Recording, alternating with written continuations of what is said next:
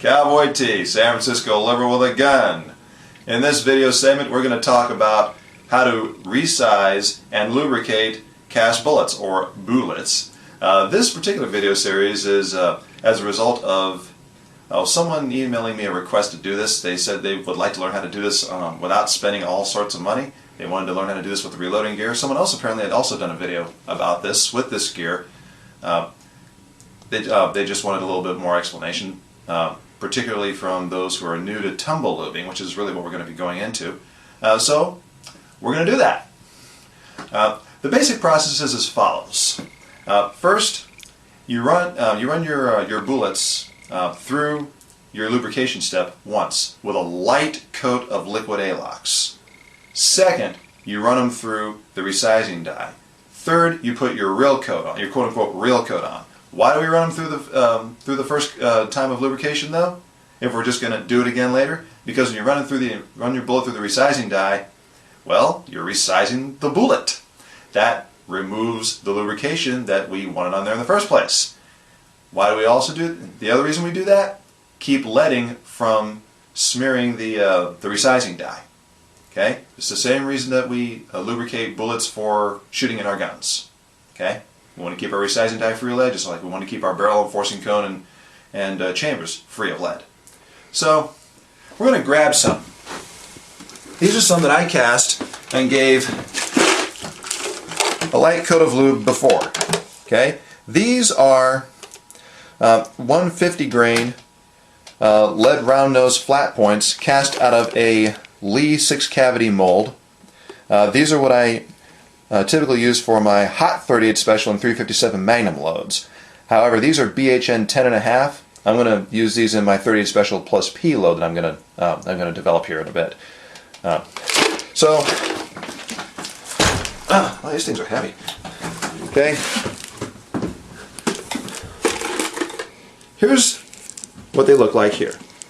And if you look closely, you can see a little bit of amber on some of the bullets. That's the first coat of liquid A-LOX. Okay? So put these back. Move the scale out of the way. Miss BHC has been reloading. She's got a couple more boxes of single stage before she gets to graduate to the turret press, and I'm definitely looking forward to that. She's quite a good reloader. Thank you. Hey, when you're good, you're good. I am, aren't I? Yes, actually you are. Well, this is a resizing die. This is my 358-inch resizing die. The reason I choose 358 is because that's what my gun likes. .358 inch, that is. Okay? I've got several others. I've got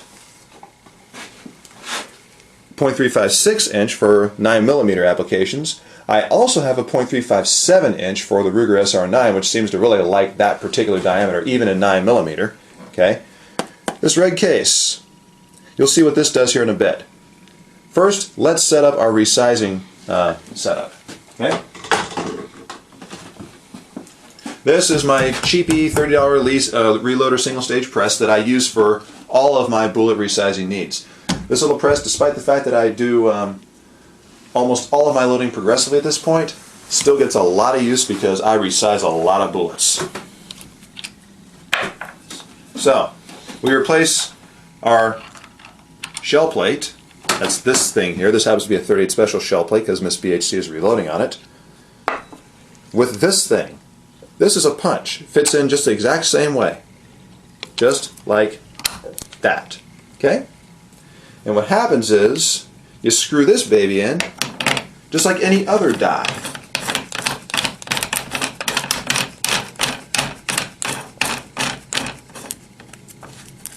Okay, there. There you go. Now, what happens is this. You put your bullet right on top of here, like so. And, oh, there it goes. And you just push it up right on through, and it comes up through, and it'll, in this case, it will actually like probably stop right about there. You put your second bullet through, and third bullet, and so on, and these eventually come up and like plop out of here. Does that die need to be does this die need to be adjusted at all? No, fortunately, these do not. Good question. So, I'm going to open this up. This hole here fits right over. Oh, how Boom. handy. How handy. And when you put this on top, you got something to collect your bullets. Got it. Ain't that handy? So they fall in there. they fall in here. I'll show you how. Remember, these have a light coat of liquid Alox, which I will show you in the next segment. So, here it goes. Okay. Now if you look down through here, I don't know if you can see it. You can see the top of the bullet. I don't know if you can see that. You want to try? There. Unfortunately, no. Well, you'll see here in a moment what happens, okay? I'll put this back on because see, it didn't come up far enough yet, so just keep going.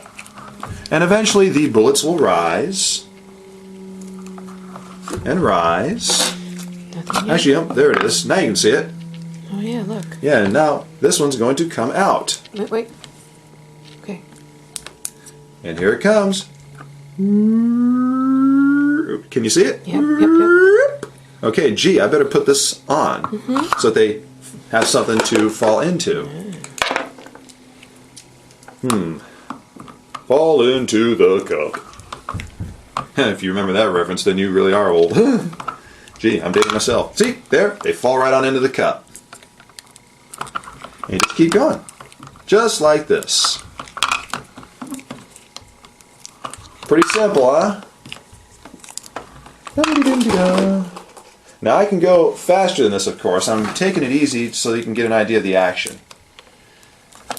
I have resized 20,000 bullets like this. Okay, now, you notice how it almost fell out there? I'll do it again. Check out the top. Okay? It almost fell out, but it didn't. That's why we put this thing on. Now they won't fall out. And I can just bang out a bunch of these. Now I'm just going to go fast, okay? So you might want to get a wide angle view here so that you can see the whole thing. Here it goes.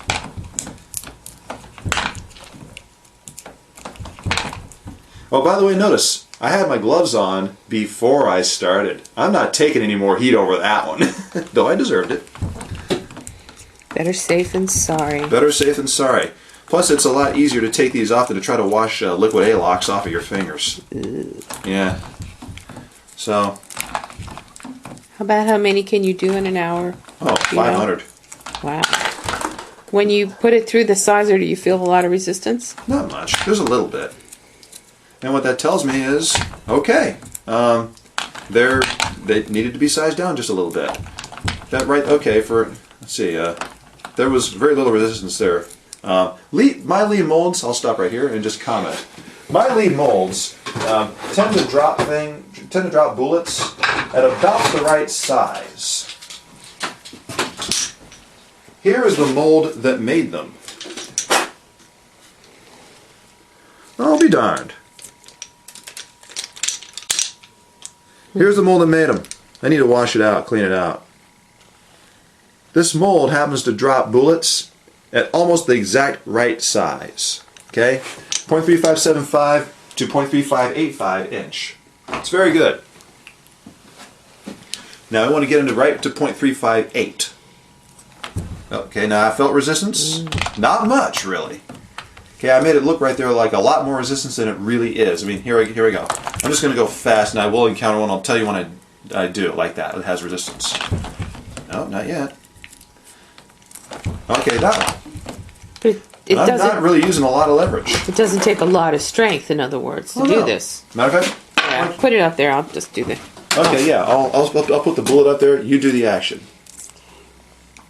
Go for it. Oh, that's nothing. Right. Do it again. Okay, do it. You really don't even have to center it. Okay. Oh, that one was. Yeah, that was a little bit. A little bit, okay, but yeah, but I mean, you could do a lot without. Okay, I get it. Right. So Right, that's get back the to idea. That's the idea. I'll finish these. All right. And now you see how this is done. Yeah, resizing my bullets. So, I mean, I could keep going and going, but you get the idea. Let's take a look in here and see what we got. See?